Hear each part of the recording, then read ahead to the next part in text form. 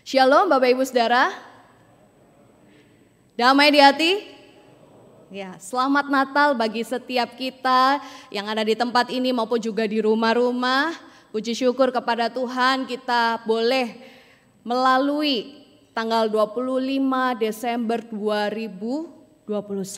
Dan sekarang kita berada di tanggal 26 Desember 2021. Nah, kalau di Manado biasanya tanggal 26 itu kita rayakan apa Bapak Saudara? Natal kedua ya. Tapi apakah memang betul Tuhan Yesus kalau ada Natal kedua Tuhan Yesus datangnya 2 kali ya? Oh enggak kayak gitu ya Bapak Saudara. Bukan kemarin Tuhan Yesus datang juga hari ini juga datang ya. Bukan kali kedua Tuhan Yesus datang hari ini. Enggak bisa diartikan seperti itu. Nah Bapak Ibu Saudara berbicara tentang kedatangan Tuhan Yesus yang kali kedua Bapak Saudara. Saya mau tanya kepada Bapak Ibu Saudara. Apakah Bapak Ibu Saudara sudah siap? Ada yang mengangguk-angguk puji Tuhan. Apakah Bapak Ibu Saudara betul-betul sudah siap akan kehadiran Tuhan Yesus yang kali kedua? Itu artinya dunia ini kiamat Bapak Saudara, akan ada penghakiman. Nah, untuk karena itu kita mari mempersiapkan hati kita, mempersiapkan kehidupan kita dengan bagian firman Tuhan yang kita akan baca bersama. Mari kita buka Alkitab kita. Mari kita buka di dalam 2 Petrus pasalnya yang ketiga, ayat ketiga hingga dengan 15a. 2 Petrus pasalnya yang ketiga ayat 3 sampai dengan 15a. Kita akan menyimaknya dan saya akan membaca bagi Bapak Ibu Saudara. Yang terutama harus kamu ketahui ialah bahwa pada hari-hari zaman akhir akan tampil pengejek-pengejek dengan ejekan-ejekannya, yaitu orang-orang yang hidup menuruti hawa nafsunya. Kata mereka, di manakah janji tentang kedatangannya itu? Sebab sejak bapak-bapak leluhur kita meninggal, segala sesuatu tetap seperti semula pada waktu dunia diciptakan. Mereka sengaja tidak mau tahu bahwa oleh firman Allah, langit telah ada sejak dahulu dan juga bumi yang berasal dari air dan oleh air, dan bahwa oleh air itu bumi yang dahulu telah binasa dimusnahkan oleh air bah. Tetapi oleh firman Tuhan itu juga langit dan bumi yang sekarang terpelihara dari api dan disimpan untuk hari penghakiman dan kebinasaan orang-orang fasik.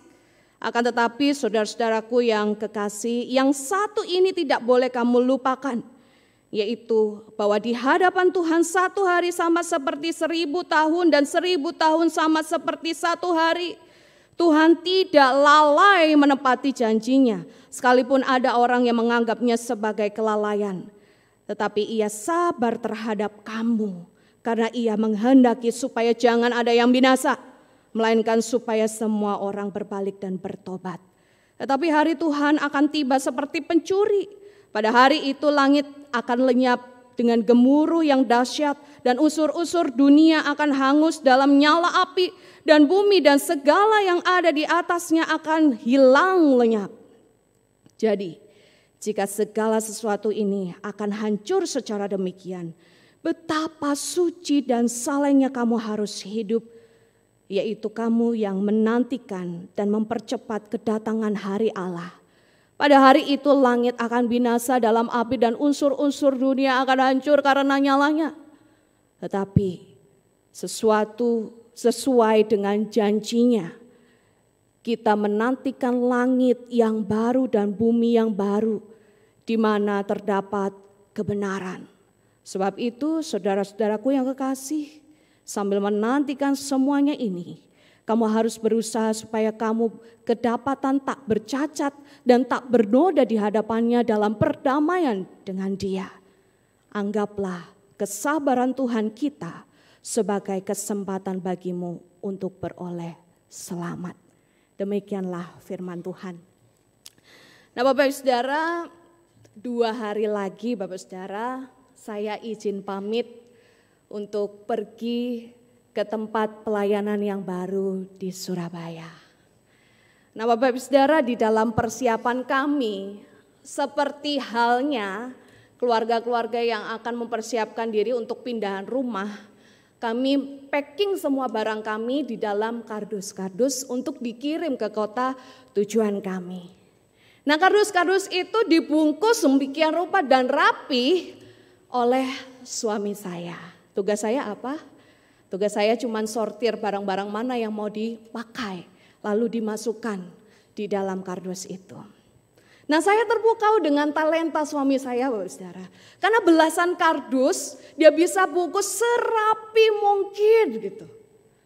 Dia bisa susun serapi itu dan membuat saya terpukau. Mungkin ada di antara Bapak Ibu Saudara yang memerlukan jasa untuk membungkus kardus. Jangan hubungi kami, Bapak Ibu Saudara. Kami nggak buka jasanya ya. Tapi saya ingin katakan di sini suami saya begitu rapi membungkusnya.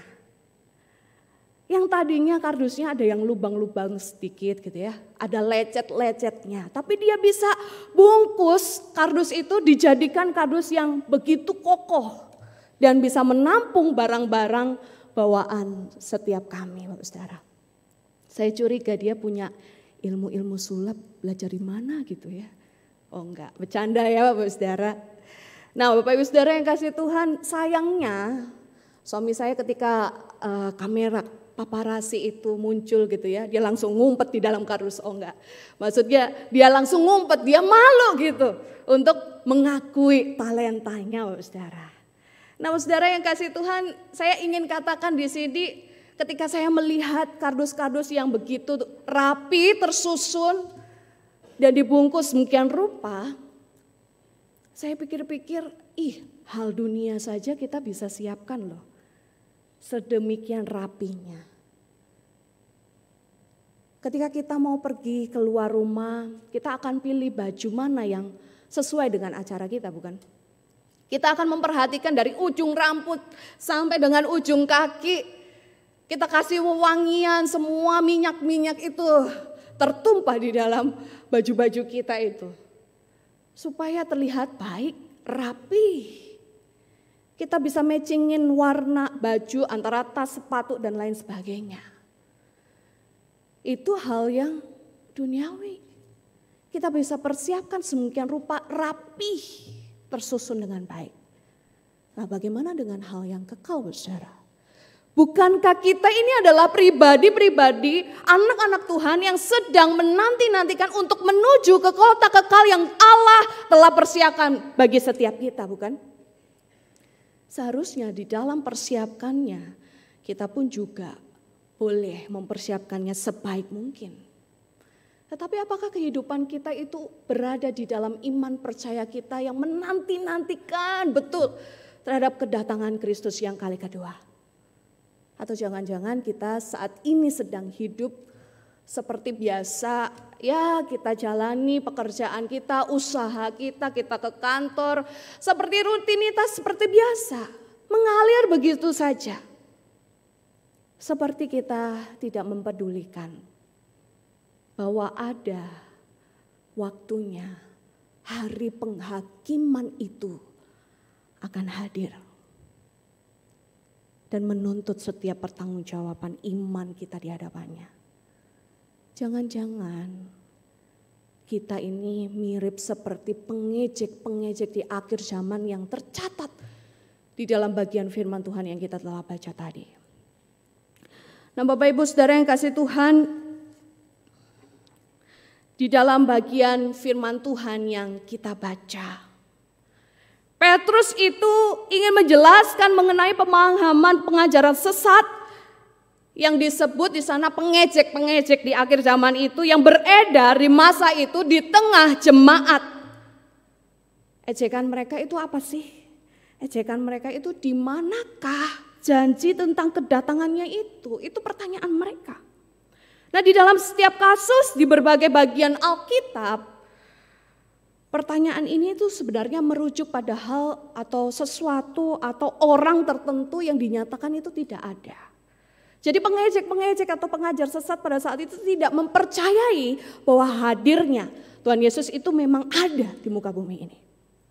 Kalau kehadirannya saja nggak dipercayai, apalagi kedatangannya yang kembali Bapak Saudara. Mereka pun juga menolak akan hal itu. Ada dua argumen yang mereka katakan Bapak Saudara di ayat keempat. Yang pertama, di manakah janji kedatangannya itu? Menurut mereka janji itu terlalu lama tertunda. Sehingga dapat dipastikan bahwa kedatangan kembali Yesus Kristus itu tidak akan pernah terjadi. Itu argumen mereka yang pertama. Lalu yang kedua, segala sesuatu tetap seperti semula katanya. Alam semesta kita itu tetap stabil dan perubahannya mendadak seperti apa yang dikatakan di dalam Alkitab tentang kedatangan Yesus yang kedua kalinya itu tidak pernah terjadi. Dan sangat bisa dipastikan menurut mereka bahwa Kristus itu tidak akan pernah datang di dunia ini lagi. Nah Bapak Saudara yang kasih Tuhan, adakah setiap kita memiliki pemikiran yang sama dengan pengejek-pengejek ini? Pernah gak kita bertanya di dalam hati kita mungkin? Atau ketika kita bergumul mengenai iman kita bertanya kapan ya Tuhan Yesus itu datang kali kedua? Kapan ya? Kok belum? Katanya sudah dekat. Waktunya itu sudah dekat. Tapi kok belum datang juga? Bahkan dulu semasa saya kuliah di Saat, Saudara. Ada enggak ya dosen Saat di sini? Enggak ada ya, semoga enggak didengar. Ketika saya kuliah di Saat, ketika tugas-tugas itu menumpuk Saudara, dan waktu pengumpulan tugas itu begitu singkat, bercandaan kami antar mahasiswa, kapan ya Tuhan Yesus datang? Aduh, semoga semuanya ini cepat berakhir dengan hadirnya Yesus Kristus gitu ya. Itu pengharapan kami, tapi jadi bercandaan saja ya. Ya ampuni saya Bapak dosen, semoga saya habis ini gak dicoret ya namanya dari alumni. Bukan maksudnya menyinggung, tapi itu bercandaan kami Bapak Saudara. Nah andai kata kalau kita mengalami pergumulan, ada pencobaan hadir di dalam kehidupan kita, mungkin kita pun juga memikirkan akan hal ini. Kapan ini semua berakhir? Kalau boleh kiamat juga. Kapan sih Tuhan Yesus itu datang? Sepertinya Tuhan itu terlalu lamban di dalam menepati janjinya. Sudah mau tahun 2022, tapi belum juga Tuhan Yesus datang. Dari semenjak kelahirannya di kandang domba, kehadiran Kristus Yesus di dunia yang pertama sampai dengan detik ini, sepertinya Tuhan belum juga datang di dalam kekuasaan dan kemuliaannya. Bapak Ibu Saudara yang kasih Tuhan, pemikiran atau pertanyaan tentang kedatangannya yang kedua yang seperti ini, sebenarnya kalau mau jujur, saya bisa katakan ini adalah suatu hal yang berbahaya. Saya bisa sebutkan itu sesat. Kenapa Bapak Saudara? Karena itu bisa mengendorkan iman, pengharapan kita ketika kita menanti-nantikan janji Tuhan itu. Karena pertanyaan itu disertai dengan perasaan curiga, gak mau tahu bagaimana kita harus hidup. Atau hati kita yang penuh dengan keputusasaan di dalam penantian kita. Karena bukan dengan iman yang mendahului pertanyaan setiap kita itu. Melainkan dengan kecurigaan, dengan sikap yang acuh, dengan keputusasaan terhadap janji Tuhan. Bahaya Bapak Saudara, iman kita boleh kendor. Karena itulah Petrus menyanggah argumentasi yang dikatakan oleh pengejek-pengejek itu di ayat 5 sampai dengan 9. Nah argumentasi yang kedua terlebih dahulu yang diangkat di ayat 5 dan juga sampai dengan 7. Bahwa alam semesta kita itu sebenarnya tidak stabil loh. Sebab dahulu pernah dibinasakan oleh air dan kebinasaan yang kedua terjadi oleh api. Dan itu sedang dan akan terjadi. Lalu Petrus melanjutkan tentang penyanggahannya terhadap anggapan lawannya, Bapak Saudara. Mengenai janji yang tertunda terlalu lama. Petrus menjawab begini, 1 hari sama seperti 1000 tahun. Dan 1000 tahun sama seperti 1 hari. Kita harus melihat waktu seperti apa yang dilihat oleh Allah. Bagi Allah 1 hari sama seperti 1000 tahun. Dan 1000 tahun sama seperti 1 hari. Tuhan tidak dibatasi di dalam ruang dan waktu seperti ada di dunia ini. Mazmur 90 ayat 4 pun juga mencatat akan hal ini. Sebab di matamu 1000 tahun sama seperti hari kemarin apabila berlalu. Atau seperti suatu giliran jaga di waktu malam. Begitu cepatnya waktu manusia menurut Allah. Namun begitu lambannya kita untuk mengerti kehendak Tuhan. Para pengejek itu lupa dengan perspektif waktu Tuhan ini, saudara, yang berbeda dengan waktu manusia. Lalu yang berikutnya, Petrus pun juga menyangga tentang waktu Tuhan ini yang dianggap oleh para pengejek itu terlalu lamban. Ia mengatakan bahwa Tuhan tidak lalai menepati janjinya. Walaupun Allah itu tampaknya itu begitu lamban di dalam bertindak. Sepertinya membiarkan dan tidak peduli terhadap dosa manusia. Dan tidak mampu menggenapi janjinya ini. Tetapi Petrus menjelaskan bahwa penundaan, penghakiman Tuhan itu bukanlah bukti ketidakpedulian Tuhan terhadap dosa. Melainkan penundaan kedatangan Kristus itu adalah tujuannya cuma satu. Penebusan. Tuhan merindukan lebih banyak orang boleh percaya kepadanya sebelum penghakiman itu datang. Tindakan Allah itu justru harus kita artikan sebagai belas kasih. Sebagai kesabaran Allah terhadap manusia. Sebab Allah menahan tangannya supaya orang berdosa itu beroleh kesempatan untuk bertobat dan juga memperoleh keselamatan. Berikutnya di ayat 10 sampai dengan 12 Petrus mengatakan bahwa kedatangan Yesus Kristus sedang berlangsung dan hal itu disertai dengan kengerian dan kehancuran bumi yang begitu tiba-tiba. Seperti pencuri katanya. Kita gak ada yang tahu kapan Tuhan Yesus itu akan datang. Kalau ada yang tahu berarti itu ada kesalahan di dalamnya. Nah Bapak Saudara, bagian firman Tuhan di dalam Yoel 2 ayat 10 dan juga Wahyu 6 ayat 12 sampai dengan 13 pun juga mencatat akan hal ini. Dikatakan di sana bahwa bumi akan bergoncang, langit akan lenyap, gemuruh akan datang seperti suara angin yang begitu keras. Bumi dan segala isinya akan dibinasakan oleh nyalanya api. Dan Markus 13 ayat 24 sampai dengan 26 pun juga mencatat akan hal ini. Menegaskan bagaimana anak manusia itu akan datang ke dunia. Anak manusia itu akan datang dengan penuh kekuasaan dan kemuliaannya. Ia akan menghakimi setiap kita. Dan kita dimintai pertanggungjawaban atas hidup kita. Bapak Ibu Saudara, jika kehidupan kita itu ada di dalam dunia di mana Tuhan Yesus itu akan turun dan semua orang jahat, orang-orang yang berdosa itu akan dibinasakan, akan dihukum. Bukankah ini seharusnya menjadi sebuah pendorong untuk kita? Untuk apa? Untuk hidup kudus, untuk hidup berkenan di hadapan Tuhan, supaya ketika hari yang mengerikan itu datang, kita diselamatkan, Bapak Saudara.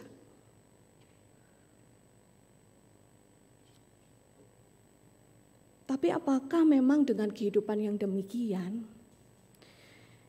kita itu sedang mempercepat kedatangan Kristus? Nah, ayat 12 di sana mencatat akan hal ini, bukan?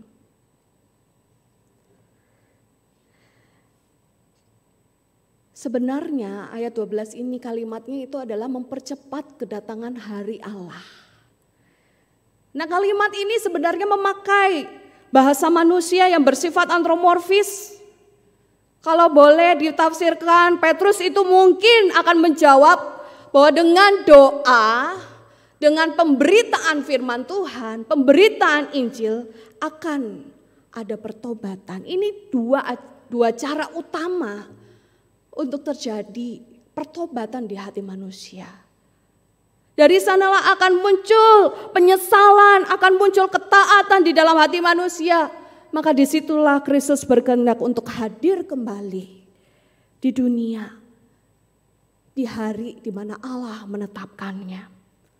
Karena bagi orang-orang yang selalu berjuang untuk hidup tekun, untuk hidup di dalam Tuhan, tidak bercacat celak di hadapan Tuhan. Mereka semua memiliki pengharapan yang nyata di bumi yang telah dibaharui olehnya. Namun saudara, langit dan bumi yang baru itu bukan di dunia ini. Tetapi merujuk kepada tempat di mana kita tidak akan melihat adanya kefanaan. Tidak ada kebinasaan, tidak ada hal yang najis seperti yang dicatat di dalam Wahyu 21 ayat 8 dan juga 27. Tetapi orang-orang penakut, orang-orang yang tidak percaya, orang-orang keji, orang-orang pembunuh, orang-orang sundal, tukang-tukang sihir, penyembah-penyembah berhala dan semua pendusta, mereka akan mendapat bagian mereka di dalam lautan yang menyala-nyala oleh api dan belerang. Inilah kematian yang kedua. Inilah penghakiman dan hukuman dari Tuhan bagi orang-orang berdosa. Tidak akan masuk ke dalamnya sesuatu yang najis.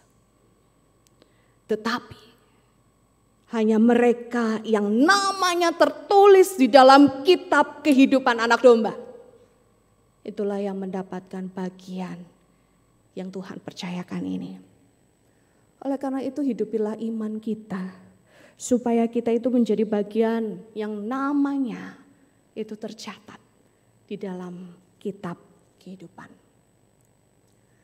Nah, Bapak Saudara yang kasih Tuhan, saya membawa sebuah toples. Tunggu sebentar.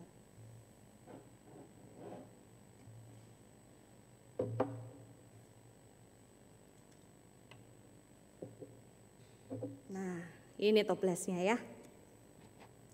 Boleh kelihatan? Ya.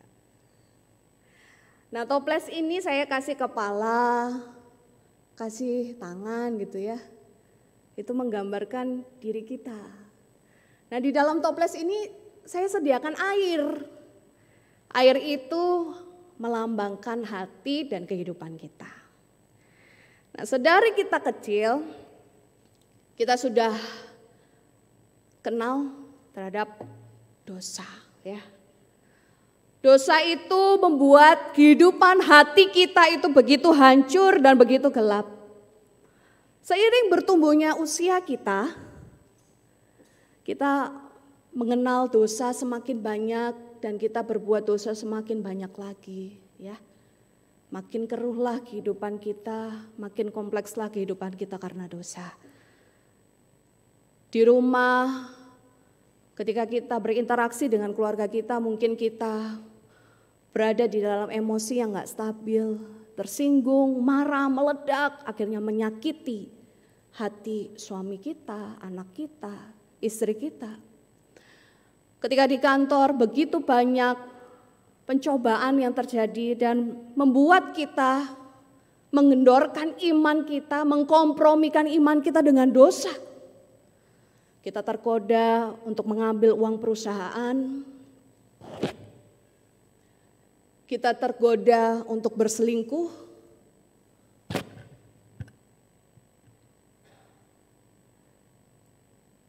Kita akhirnya juga sering mengumpat atasan karena kesal. Mungkin kita ingin menjatuhkan rekan kita karena ingin naik posisi lebih tinggi. Di dalam pelayanan pun juga demikian. Ketika gesekan itu terjadi, kita menjadi sakit hati, sulit sekali mengampuni mereka. Orang-orang seiman, saudara-saudara seiman kita. Akhirnya kita merasa benci dengan pelayanan kita. Kita kepahitan dengan gereja kita. Begitu banyak dosa yang kita perbuat, sehingga akhirnya kehidupan kita itu begitu gelap, begitu kotor karena dosa. Di dalam kehidupan yang seperti ini, Bapak Saudara, Tuhan izinkan pencobaan itu datang. Pergumulan itu silih berganti datang di dalam kehidupan kita. Untuk apa? Untuk bisa mengembalikan kita kepada Tuhan. Supaya pandangan kita, kehidupan kita itu tidak menyombongkan diri. Mata kita itu selalu mengarah kepada Kristus. Tetapi anehnya, manusia bukannya bertobat, tetapi menutupi kehidupan yang begitu gelap ini dengan begitu banyak dosa-dosa lainnya. Kita mulai munafik di hadapan Tuhan. Kita memasukkan kerohanian kita. Dan begitu banyak dosa yang membuat kehidupan kita semakin rusak. Nah, Bapak Ibu Saudara yang kasih Tuhan, ada kalanya, ada masanya ternyata kita menyadari bahwa kehidupan kita sudah lalui begitu banyak. Dan dilalui dengan begitu sia-sia. Kita mulai sakit-sakitan, Bapak Saudara. Akhirnya kita mulai sadar, aduh Tuhan, saya menyia-nyiakan kehidupan ini. Kehidupan saya begitu rumit, runyam, tidak layak di hadapan Tuhan. Kita memohon ampun kepada Tuhan. Tuhan, ampuni saya. Kita berdoa pada Tuhan. Kita mulai dengan sungguh-sungguh, Tuhan datang di dalam hati saya. Bersihkan kehidupan saya, pulihkan kehidupan saya.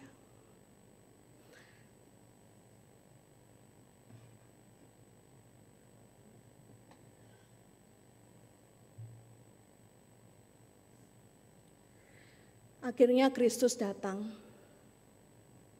dengan kasih-Nya yang begitu besar di dalam kehidupan kita. Ia datang dengan kesabarannya yang begitu panjang di dalam kehidupan kita. Menyucikan, membersihkan kehidupan kita yang begitu gelap sekarang menjadi terang. Tuhan begitu mengasihi kita. Demikian besar kasih Allah terhadap kehidupan kita. Tadinya yang hina, tadinya yang rusak karena dosa. Gelap. Tetapi sekarang Ia layakkan kita.